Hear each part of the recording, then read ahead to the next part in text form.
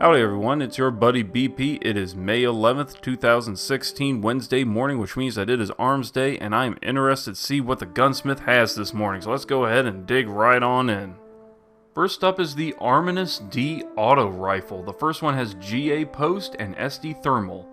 Its perks include Army of One, rangefinder, snapshot, speed reload, and small bore. The second one has GB iron and LC ranged. Its perks include hot swap, glass half full, single point sling, speed reload, and small bore. The third one has GA post and LD watchdog. Its perks include crowd control, rangefinder, single point sling, fitted stock, and small bore. I guess there's some okay rolls here. I like rangefinder on a weapon like this, though I gotta say, if I was gonna take an Arminus-D, I would rather have something with some extra stability, namely something with counterbalance. So I'm probably just going to hold on to the package for another week. If you had to choose one, I guess the first one is okay. It has that Army of One, which is actually pretty good for this week's Nightfall because it has the trickle modifier, which makes it little bit harder to get your abilities back because the cooldown times are extended, and this will help out with that, though I don't know if I would take a weapon into a PvE, or at least a weapon like this into PvE. Still, I would rather just hold on to the package for one more week. Up next is the SUROS ARI-45 auto rifle. The first one has SLO-19, SPO-28, and SRO-37. Its perks include casket mag, high caliber rounds, single point sling, small bore, and unflinching. The second one has SLO-19, SPO-26, and SRO-37. Its perks include oiled frame, fitted stock, single point sling, reinforced barrel, and glass half full. The third one has SLO-19, SPO-26, and SPO-57. Its perks include casket mag, fitted stock, lightweight, reinforced barrel, and take a knee. It's a little hard to say because these rolls aren't too impressive, though I guess if I had to choose I would go with that second one. I like fitted stock, it'll help out with that stability. Single point sling isn't too bad. You can switch your weapons a lot quicker, and of course glass half full is pretty nice for a weapon like this because of the low magazine and high impact. Still doesn't really impress me all that much, but if I had to choose between these three rolls, I would go with the second one. Next is the SUROS JLB-47 rocket launcher. The first one deals arc damage, and it has warhead verniers, soft launch, and hard launch. Its perks include speed reload, single point sling, tracking, javelin, and lightweight. The second one deals void damage. It has confined launch, linear compensator, and hard launch. Its perks include flared magwell, single point sling, who's next, javelin, and lightweight. The last one deals arc damage. It has confined launch, linear compensator, and hard launch. Its perks include speed reload, single point sling, tripod, javelin, and snapshot. I say the choice is ultimately going to boil down to whether or not you like tracking. I think tracking is pretty good on a rocket launcher, especially in PvP. You can just aim at an enemy and then just let the rocket do the rest of the work. Also, you got to remember these rocket launchers have pretty good velocity and blast radius, so they'll be able to close the gap between you and your opponent very quickly. If you don't like tracking, I would say go with that third one, so you can boost the magazine size up to 3, which would be pretty helpful because that just means fewer reloads. So if you like tracking, definitely go with that first one. Otherwise, I'd say the third one is the way to go. Next is the SUROS JLB-42 rocket launcher. First one deals arc damage. It has warhead verniers, soft launch, and hard launch.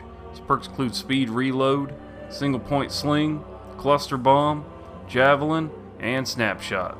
The second one also deals arc damage. It has warhead verniers, linear compensator, and hard launch. Its perks include flared magwell, heavy payload, tracking, perfect balance, and quick draw. The third one also deals arc damage. It has confined launch, smart drift control, and hard launch. Its perks include flared magwell, heavy payload, cluster bomb, javelin, and quick draw. Cluster bombs, it's one of those perks. It sounds fun, but I've used them before and I've just never really been able to make them work. I just think that the bombs are kind of too few and they don't really cover that much area and do that much damage. At least they certainly have last time I used them. So I would probably go with the second one with tracking. I think that's a little bit more useful. But if you really like cluster bombs, then I say go for it, but I feel much better with the tracking. Up next is the JINGUKOGO-D shotgun. The first one deals arc damage. It has CQB ballistics and aggressive ballistics. Its perks include Army of One, Feeding Frenzy, Single Point Sling, Perfect Balance, and Oiled Frame. The second one deals solar damage. It has Smooth Ballistics and Accurized Ballistics.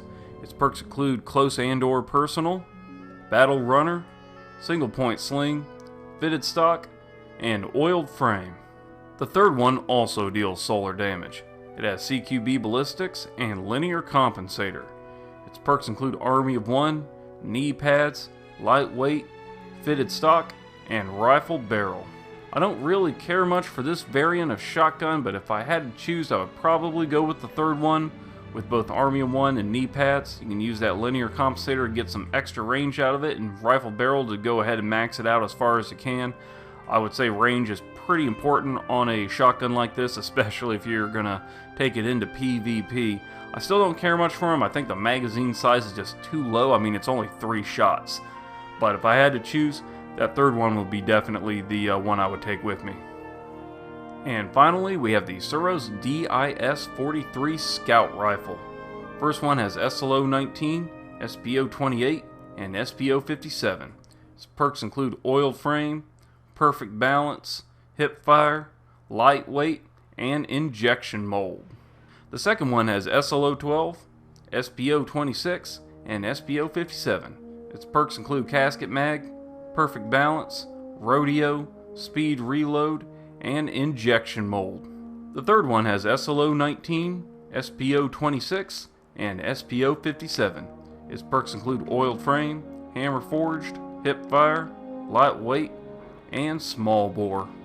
Not sure who these folks are going around hip firing with a scout rifle, but if it was up to me, between these 3 choices, I would go with the second one because it has that combination of both Perfect Balance and Injection Mold. Plus, you got Rodeo to handle the recoil, which I really like. I think stability is very important for a weapon of this class. I would still prefer one with full auto, so I'm probably going to hold out for another week.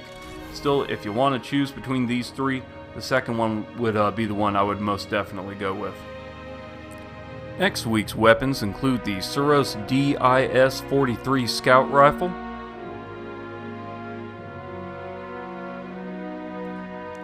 the HAKKE LYUDMILA-D Pulse Rifle,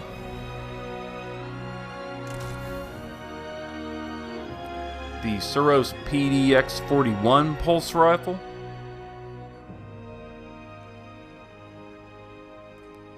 the SUROS JLB-42 Rocket Launcher,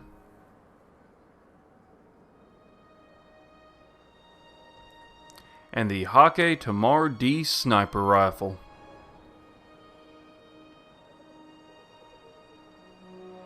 And that just about does it for this video. I hope y'all are having a wonderful morning. Did you get anything nice for Armsday? Let me know in the comment section. I try to respond to as many people as I can. And don't forget to spank that like button if you enjoyed the video or if you found it helpful in any way. Your support means a lot to me. And as always, y'all be good to each other, and I will see you in the next video.